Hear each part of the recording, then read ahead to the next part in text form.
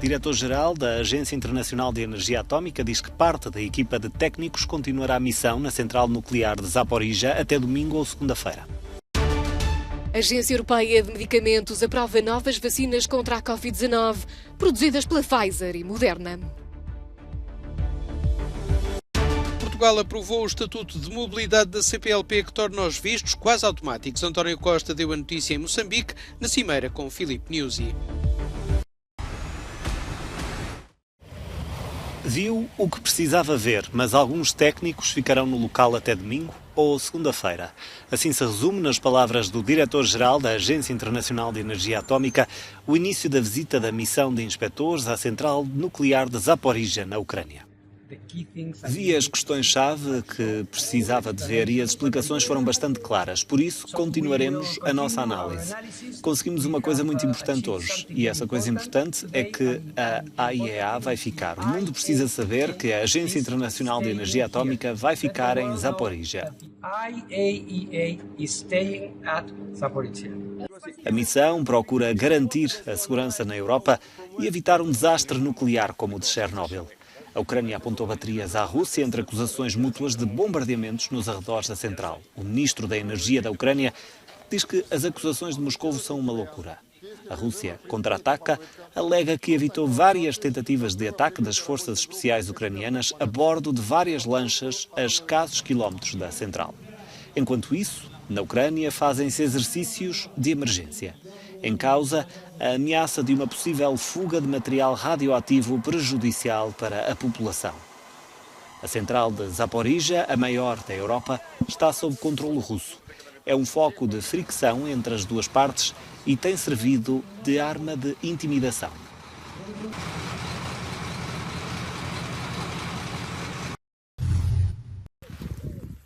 A reconquista da Kherson é uma prioridade para a Ucrânia, mas apesar de não se registarem avanços, Kiev nega que haja qualquer impasse e lembra que a ofensiva será um processo longo, uma vez que não há vitórias rápidas. Palavras que não tranquilizam a população local, que desespera pelo regresso da paz.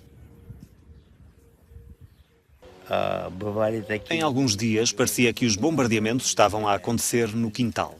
Eram tão perto. Ontem e hoje os ataques foram mais longe. Normalmente, temos sempre a sensação que vamos ser atingidos. Felizmente, isso não aconteceu.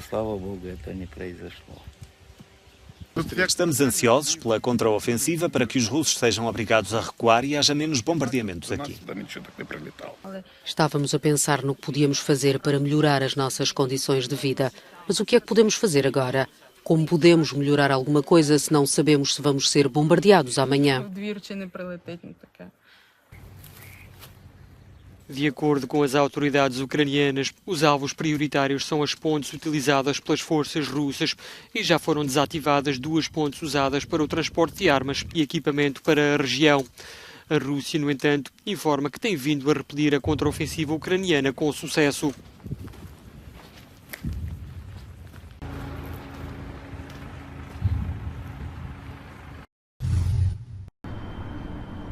Portugal pretende assumir-se como ponto de entrada para o gás natural na Europa, mesmo antes de o gasoduto para ligar Sines ao resto do continente se tornar realidade.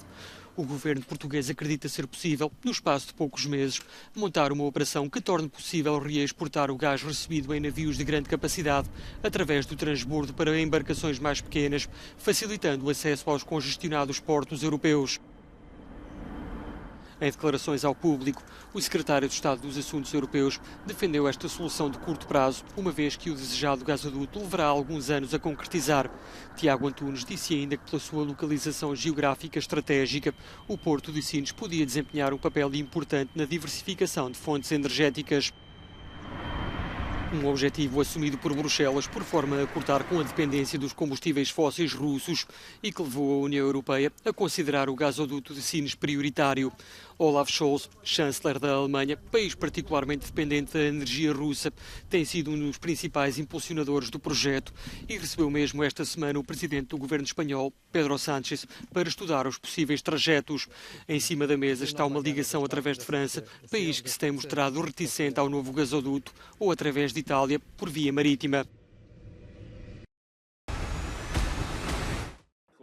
Enquanto o principal partido político polaco, Lei e Justiça, garante que o governo procurará ser ressarcido pelos danos causados pela invasão e ocupação do seu país pelos nazis na Segunda Guerra Mundial, o presidente Andrzej Duda preferiu que o dia que relembra o início deste trágico momento da história servisse para lembrar outra guerra.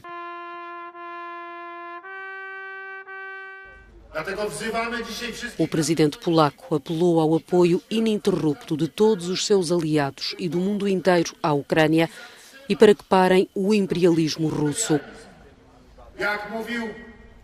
Lembrando as palavras do presidente Lech Kaczynski, que pereceu na Rússia, o imperialismo não deve ser temido.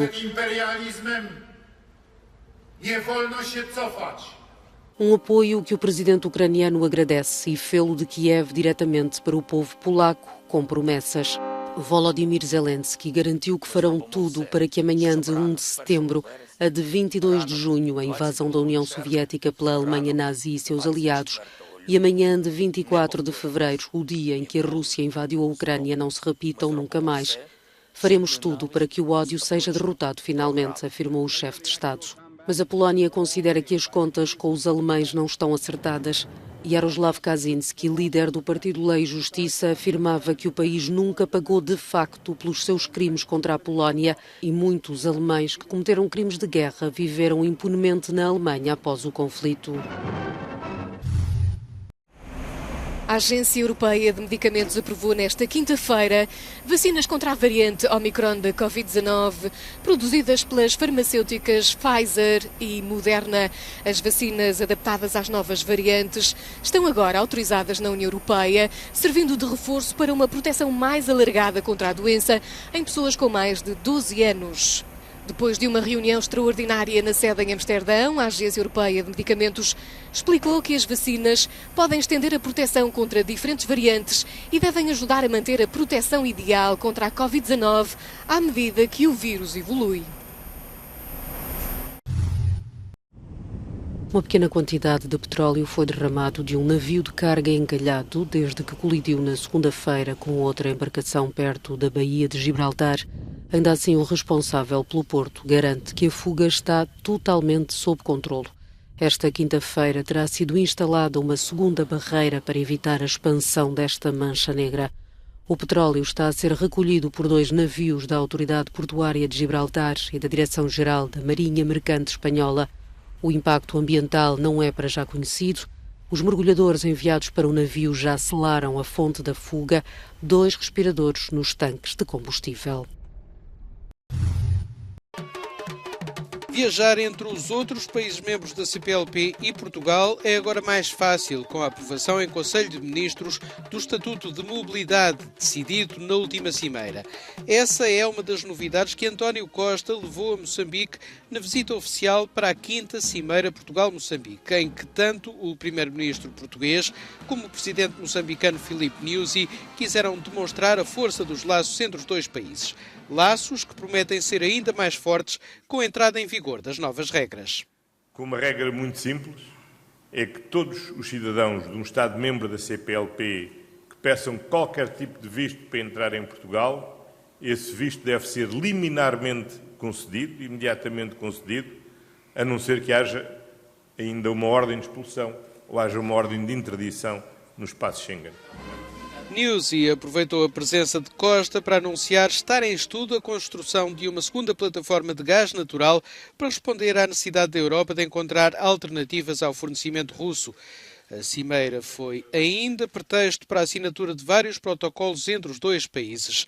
O próximo encontro deste género vai ter lugar em Portugal. Ainda não tem data marcada, segundo anunciou António Costa.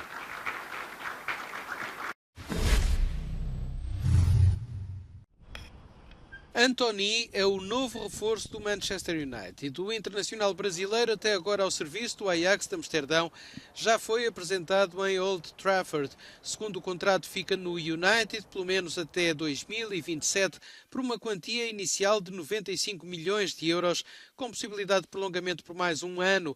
Esta é a 4ª contratação mais cara de sempre para o clube inglês. É uma aposta do treinador Erik ten Hag, que tinha já trabalhado com Antony no Ajax. Quanto a Cristiano Ronaldo, entre rumores de saída para outros clubes, o Manchester mantém que o português vai ficar no clube. A janela para transferências termina hoje à meia-noite.